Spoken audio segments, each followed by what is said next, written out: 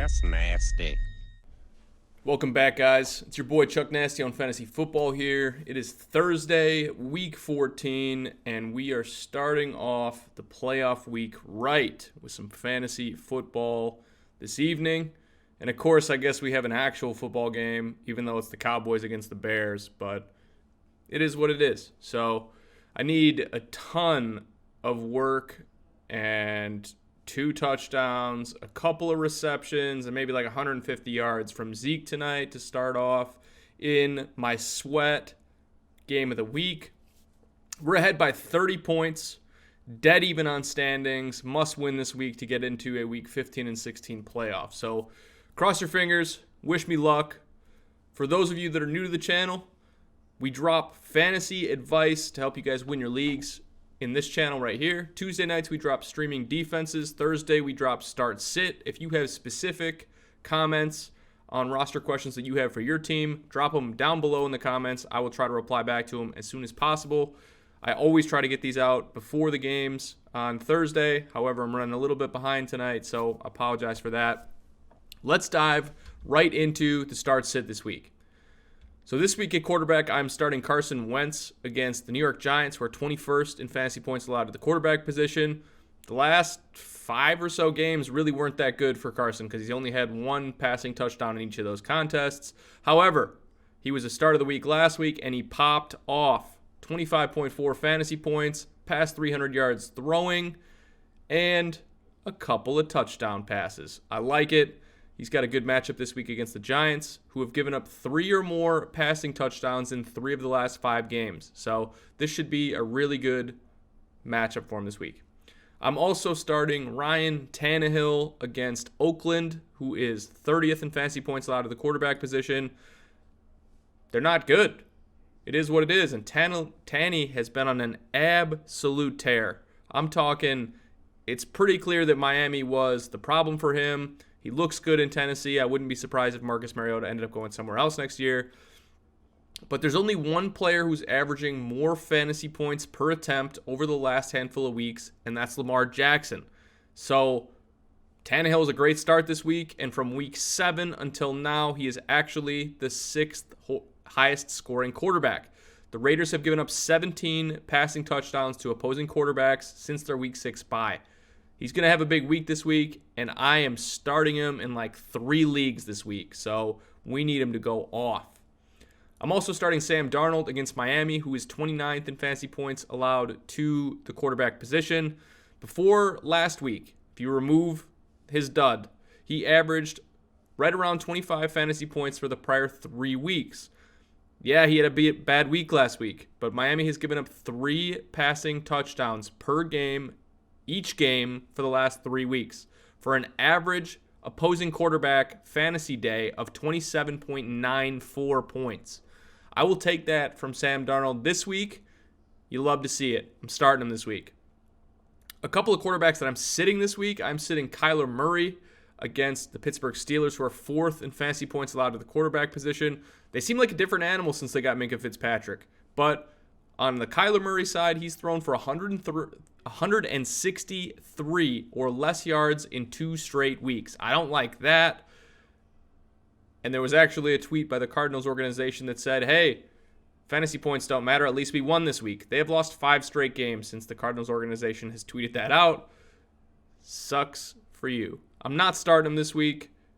I don't like the matchup. And the opposing quarterbacks against the Pittsburgh Steelers in the last 3 weeks, or 3 of the last opposing quarterbacks against the Steelers, have averaged 8.4 or less in the last 4 weeks. I'm sitting Mitchell Trubisky tonight against Dallas because, 1, his name is Mitchell Trubisky. I'm just kidding. He's actually looked decent the last couple weeks. Since week 11, he's averaging like 20-plus points. He's the quarterback 6. Look, Dallas has a pretty good defense. I know they're at home, but opposing quarterbacks against Dallas have scored 12.8 fantasy points or less in 6 of the last 10.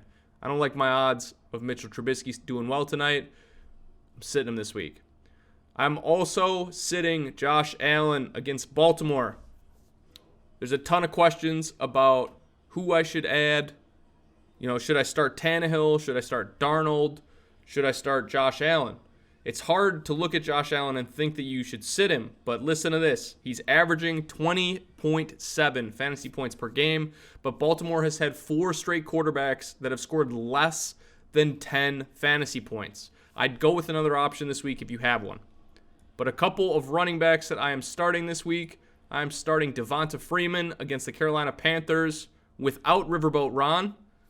Either way you look at it, they are still ranked 32nd, meaning there is no team in the NFL that gives up more points to the opposing running back position than the Carolina Panthers.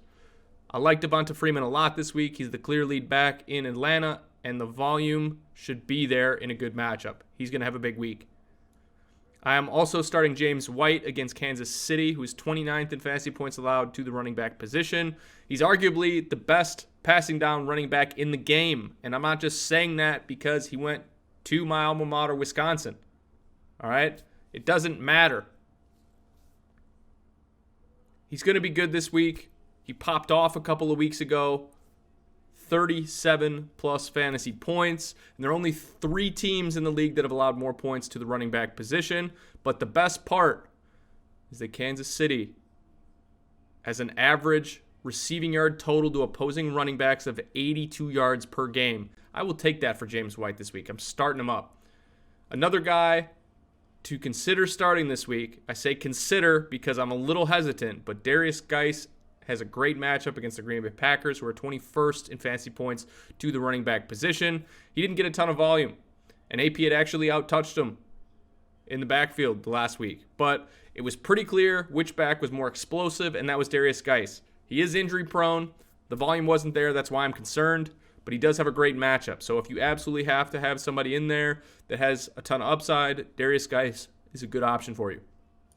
Another guy that I'm going to start this week, because as of this very second that I'm recording this, James Conner has not been cleared to play yet.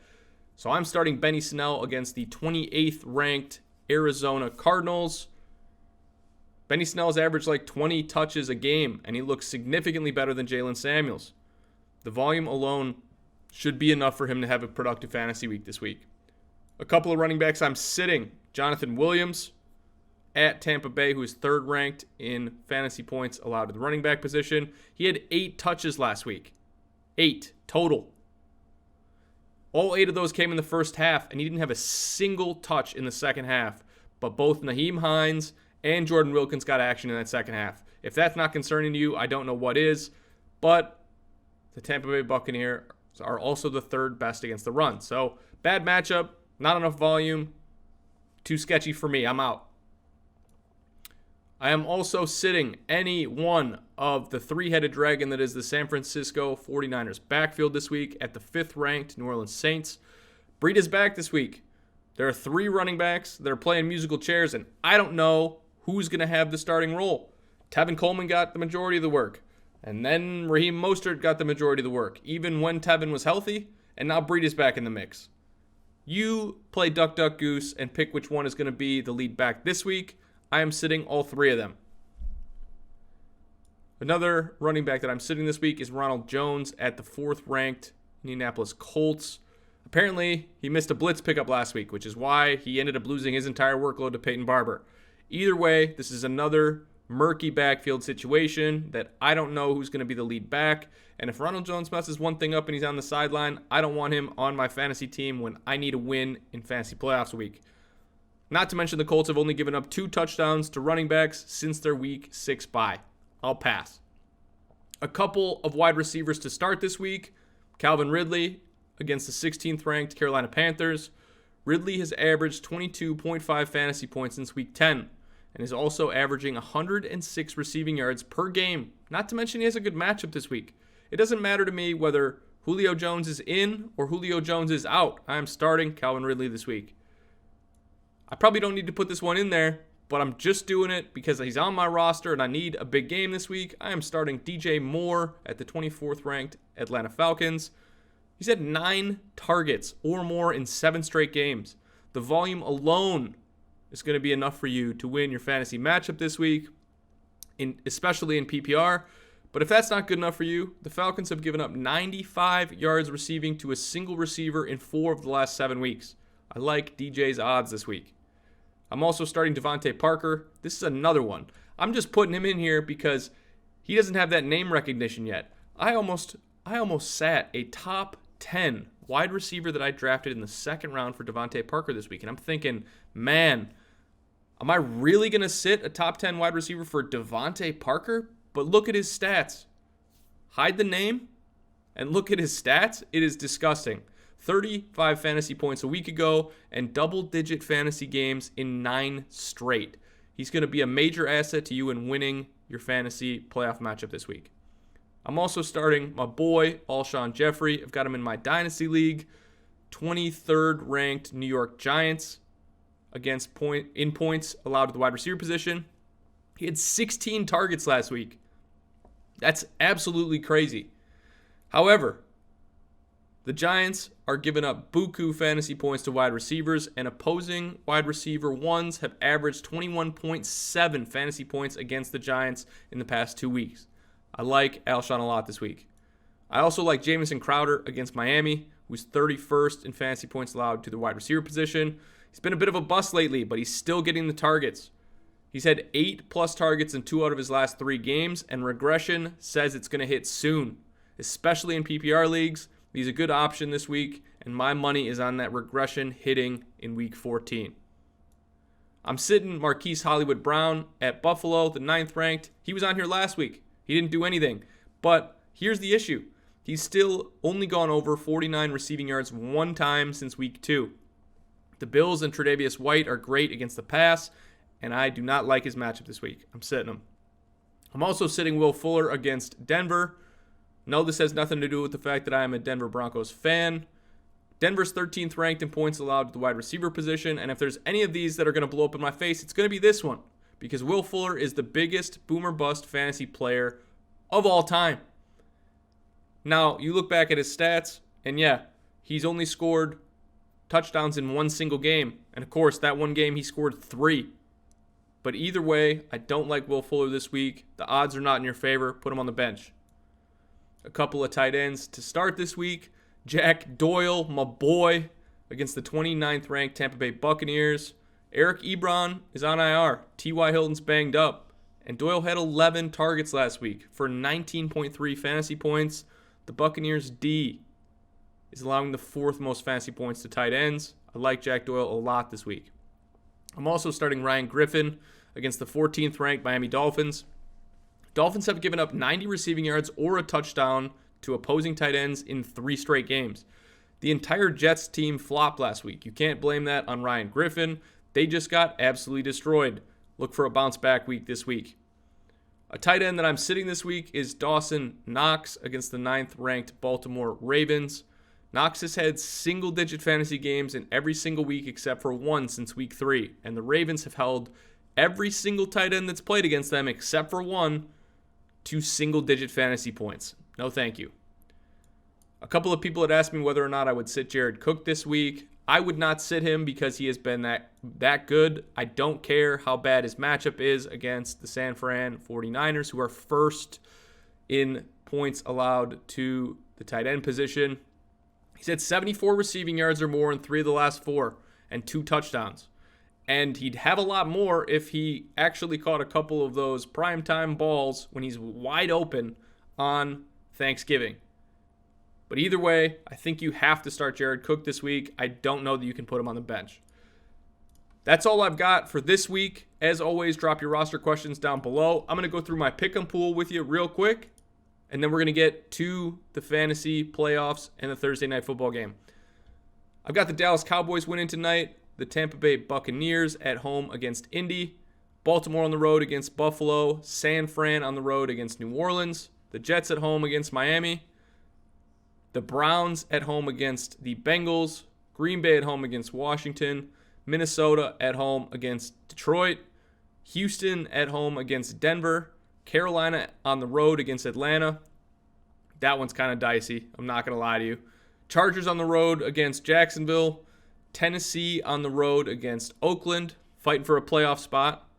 New England at home against Kansas City. There's really nobody that's going to come to Foxborough and beat the Patriots. I don't think the Chiefs are going to be it. I'm also taking the Steelers on the road against the Cardinals, Seattle on the road against the Rams, and Philadelphia at home against the Giants on Monday night. That's all I've got for you this week. As always, appreciate you tuning in. Hope this advice has helped you get to the playoffs so we can make money and profit together. Make sure you ring the bell to subscribe to the channel so that next year I can give you some draft kits and more advice to help you build a better super team heading into 2020. Good luck this week. Win your matchups, and I will see you next Tuesday for the streaming defenses for week 2 of the playoffs. Good luck. Goodbye. It's not goodbye, son. See you later.